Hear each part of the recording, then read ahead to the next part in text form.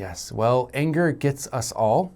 Anger goes through our body as an emotional response, but as we now know, it is a physiological response. So it's about hormones, it's about signals, it's about triggers, and they all cause us to have a certain response that we call anger.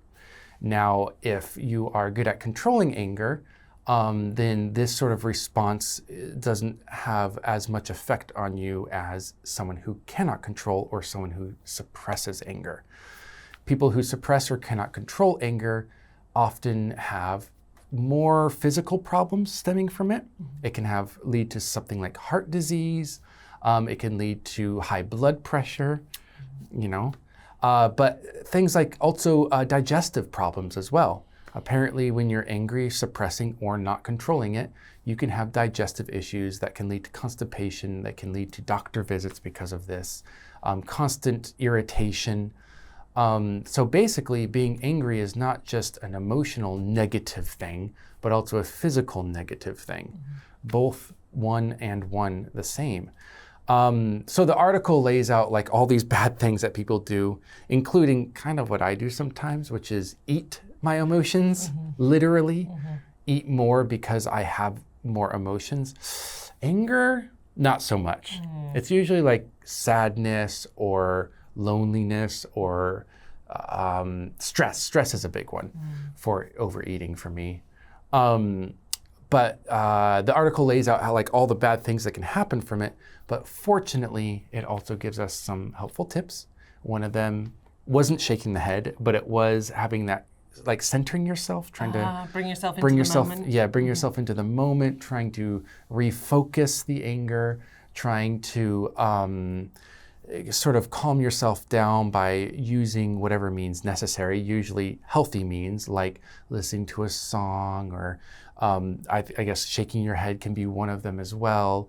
It also says that you should try to express your anger in a healthy way, not through yelling or throwing things, but through a tone-controlled conversation, showing very plainly and clearly how you're feeling, but without the explosion of anger that usually comes with it.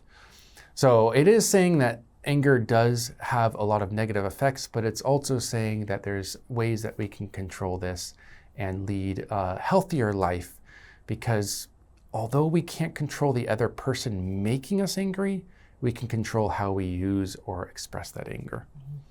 Or in my case, suppress it forever and ever. Yeah. Which, great leading to the next question. Do you express or hide your anger? It really depends on what I'm angry at. Like, 'cause with the chewing one we mentioned, it really kind of annoys me. But I realize that I'm actually in a culture where expressing mouth sounds is not considered rude. Correct. So I don't really feel like I can, even kindly, I don't want to tell them to stop it. So I really feel like it's my responsibility to distract myself. But in another way, if it's someone being unreasonable, not listening to the other side of the argument, being stubborn, and that's what's getting me angry, then I think, yes, it is important to describe as calmly as possible what it is that's making me angry. So then at least the other person has the opportunity to change their behavior. They may not. I can't control this other person, but if I haven't said anything, I can't blame them if they don't change what they're doing. So. Yeah, that was a big one. I've always had what we call misophonia, the hatred of the chewing sound. And I came to Korea and I was like, I just came to a country that chewing sounds are okay. They're normal. Or slurping sounds. Slurping is a little bit better than chewing, but it's still up there. I'm like, okay, it's up to me now. We gotta find a way to deal with it. Yeah. Yes. Now, what about annoying coworkers or bosses? How do you deal with them? I haven't, luckily, I'm so lucky, I haven't had to deal with an annoying coworker or boss in quite some time. Well, except John, obviously, but I just ignore John. I'm kidding. You guys don't know this. There's actually a wall in between us. We record on screen. Yeah, we record on different days and just like mix it in. It's really good acting. No, I think again, in the professional environment, because I guess I was raised in British society where politeness is paramount. So I'm well versed in the art of clear but calm communication. You've got to say what needs to be said. I think you're being rude, sir. No offense intended, but I really need you to stop speaking to me that way. I can do it. I'm well trained in this one, especially in the workplace. I think friends, family members, way more difficult for me to navigate. But co-workers and bosses, I think I'm okay. Okay, yeah. Yeah. How about you? Do you find it easier in the workplace? Yeah, because it's like I'm leaving. I'm going to end my shift. This person or I am going to quit one day. Bosses are a little bit harder because you have to follow it. But it's like, well, if my boss is annoying, I can just find another place to go. So if I didn't have another place to go, I would just hide it, suppress it. Yeah.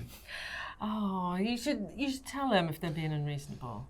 If it's being unreasonable, but I don't think I've had unreasonableness too much yet. Nothing that I can't handle. Oh, that's good. Pagoda's such a great company. Sure. Anyways, well, go ahead and look at the vocabulary Pagoda, the great company, has laid out for you, and try to use it in your everyday English. If not, then use it in your every other day English, and we'll see you next time. Bye. Cut somebody off. Cut somebody off. Suck it up. Suck it up. Digestive. Digestive. Double whammy. Double whammy. In layman's terms.